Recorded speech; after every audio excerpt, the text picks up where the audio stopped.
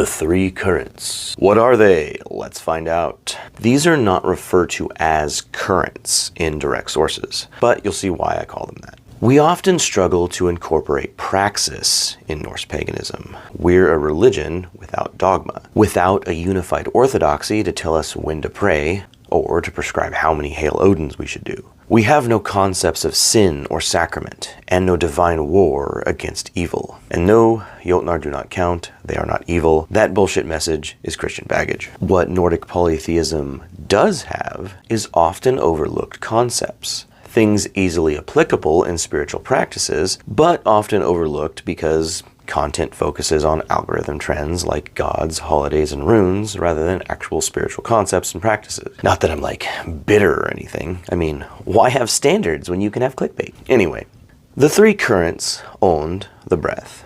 Othr, the passion. Megin, the strength. Owned, the given breath. The spark Odin breathed into the first flesh. Soul they had not, sense they had not, heat nor motion nor goodly hue. Soul gave Odin, sense gave Honir, heat gave Lothar, and goodly hue. Voluspa 18. Here bellows translates owned to soul. In the original Old Norse, owned is given by Odin, Oth is given by Honir, and Lothar gives blood and life's hue. Interestingly, Odin comes from Othr, but more on that later. Owned is the breath of life.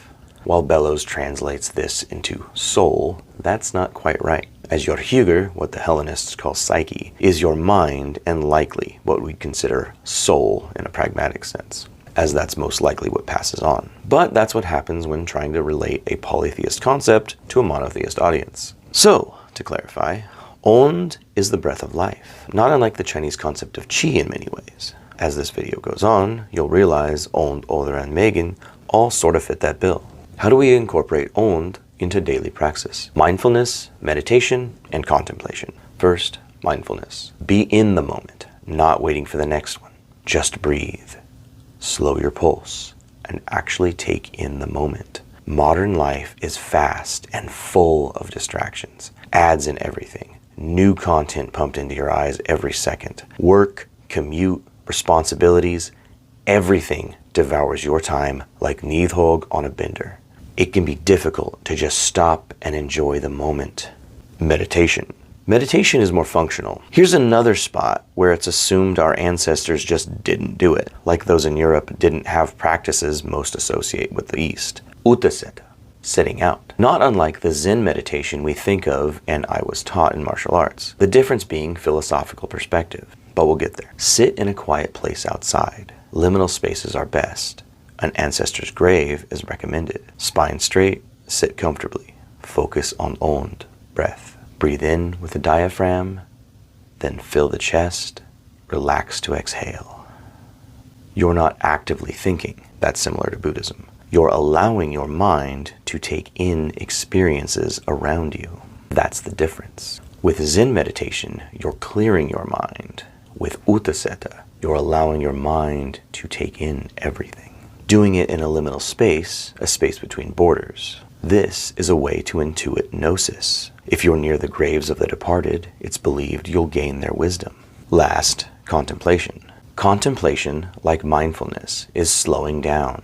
Take time to think, time between moments, time set aside, time to actually just think. It doesn't have to be about grand philosophical inquiries. Think about life or sports, or how embarrassed you were in 7th grade when they stole your clothes and all you had was smelly gym clothes. Not that that's happened to me or anything. Take time to contemplate your navel. Just take time. Othr, passion, fury, the fire in your heart and mind that drives you. Your creativity, your rage, your art, your self-expression. I've done videos on this before, but we'll still elaborate. Othr is the root word in Odin, which gets anglicized as Odin. Odin's name is because of his domain, the ecstasy of battle, art, and wisdom, the ecstasis trance of Seidr, the rage of the berserker and Ulfithnar's Gengar. In fact, Gengar, or berserker gang, refers to travel. Gangleri, one of Odin's many names, means wanderer. Some still misunderstand and misclassify this as shamanism, though that term is incorrect, and I've done a video on it. Othr is art, like the meat of poetry, Othravir. that Odin stole back from the giant Suttung. We build our Othr by exercise. Practice your art. Find one if you don't have an art form, but practice creativity. Embrace your rage. Put that energy towards positive physical activity like working out or another physically taxing hobby. Build passions. Taste red meat. Savor the wine on your palate. Love deeply. Cherish those with whom you build frith. It's like a muscle. All three currents are. Work it to build it, or else it atrophies. Megin, the strength to endure. Thor cannot actually pick up Mjolnir. No, it's not some bullshit about worthiness. He requires special gauntlets, Járngripir, or iron grips, and a belt of strength called Meginjörð. Interestingly, his sons Magni and Mothi can pick it up unassisted. Megin means strength, but it is also willpower. We build it up to push through life's obstacles, like a bull on the charge. It's not just physical strength, it's power built through discipline and enduring hardship. Your core, your abdomen, is a muscle used in most physical activity, hence the name core. Bruce Lee knew this and trained his core to be the secret of his massive strength. The segmented muscle on the outside, rectus abdominis, just does the sit-up motion. Below that, you have an internal waist belt, transverse abdominis. This is your core. In Chinese holistic practices, it's believed that your hara is the cauldron from which your chi springs. It's located just below your navel, that thing you should be contemplating from earlier. I don't think it's a coincidence that Thor's belt and the hara occupy a similar space as your core.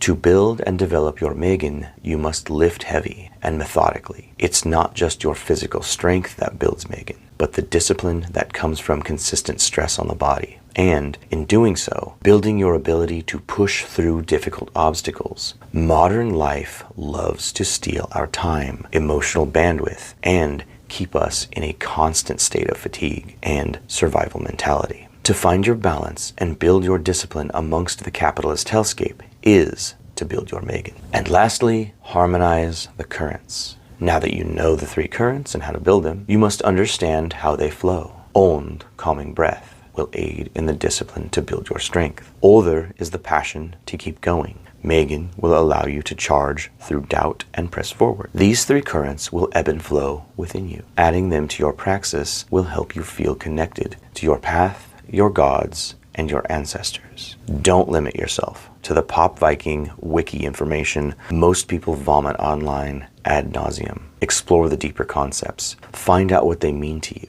How can you incorporate them into your busy life? Find your balance and be better tomorrow than you were yesterday. Build your gnosis with the three currents. We are the sum of our actions, deeds over hollow words. Skål!